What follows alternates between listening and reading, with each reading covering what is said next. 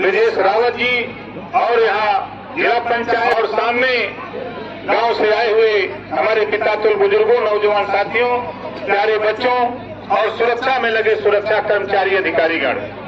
देखिए, स्पष्ट बात है, जो मंशा लेकर के हम लोग इधर घूम रहे हैं, मंशा सरकार की स्पष्ट है कि जो योजनाएं दिल्ली से तय होती हैं, वो योजनाएं आप तक पहुंचाने के लिए हमारे बीच में आपने देखा कि आपके गांव में हमारे सीडीओ साहब आए हुए हैं। जोरदार ताली बजा के इनका स्वागत करिए।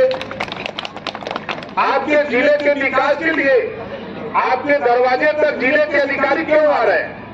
आपके गांव तक क्यों आ रहे हैं? आपके बीडीओ साहब क्यों आ रहे हैं?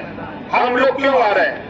स्पष्ट मंशा है, जैसा कि अभी आपने देखा यहाँ सोच है, उस सोच को साकार करने के लिए देखिए तमाम दल है प्रदेश में और देश में। मैं तो साफ साफ कहता हूं कि आपने कांग्रेस को 40 साल देखा। आप बताओ, कांग्रेस पार्टी कभी आपके गांव में कभी कैंप लगा के अपनी योजना बताने का काम किया था? वो कभी कैंप लगा के बताने का काम किया? 19 साल तक बसपा और सपा की सरकारें यूपी में रही। कभी योजनाओं का लाभ जो प्रदेश सरकार की योजनाएं थी वो आप तक पहुंचाने के लिए आपके दरवाजे तक आने में लोगों को भय लगता था। इस नाते कि क्षेत्र से विधायक गायब रहते थे, सांसद गायब रहते थे।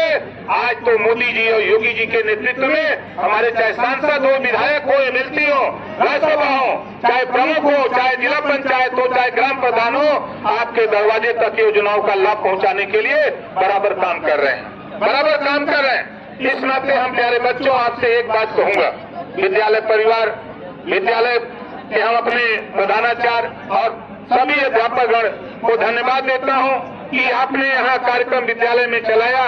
और एक बात मैं प्यारे बच्चों और पितातुल बुजुर्गों, नौजवान साथियों, माता और बहनों, एक बात देखो, मैं कहता हूं, शिक्षा शेरनी के दूध के समान होता है। जो शिक्षा रूपी दूध को पी लेता है वह शेर की तरह दहाड़ता है, जो शिक्षा रूपी दूध को नहीं पी पाता है वो जानवर की तरह दर दर ठोकर खाता है। इस नाते कभी भी आपके घर में बेटा बेटी कभी भेदभाव मत करना।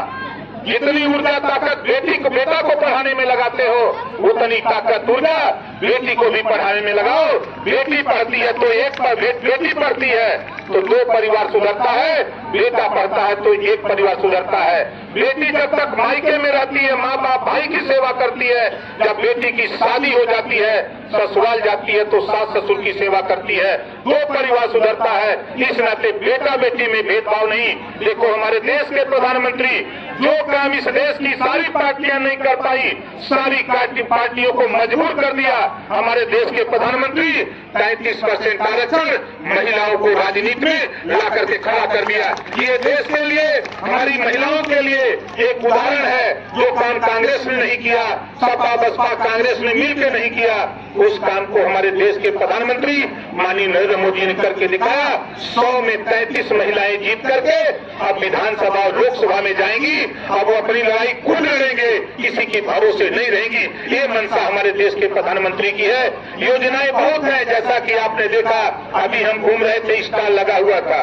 मुझे तो खुद ताजुब हुआ कि एक प्रोडक्ट आया है और इस प्रोडक्ट को मैंने देखा, जो हम बोरी में यूरिया लेते हैं, बोरी में यूरिया लेकर के, हम भी किसान के बेटे हैं, साइकिल पे लाद के, सर पे लाद करके हम लोग खेत में ले जाके छिड़कते थे।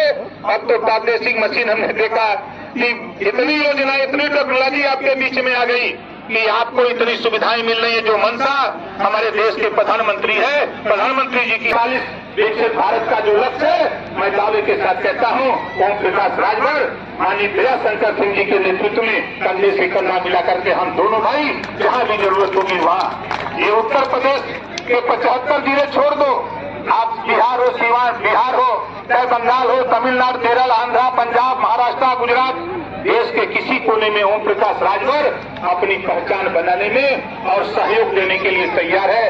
बाकी लोगों को आगे कार्यक्रम में जाना है। मैनपुरी में कार्यक्रम लगाया, वहां कम से कम 10,000 लोग जुटे हैं। हम लोगों को विलंब हो रहा है। हम सभी साथियों, अपने अधिकारियों का, अपने कर्मचारियों का, आए हुए सभी साथियों का हम हार्दिक स्वागत, अभिनंदन करते हुए, आपसे आशीर्वाद की कामना करते हुए अपनी बारी को विराम देता हूं। जय हिंद, जय भारत।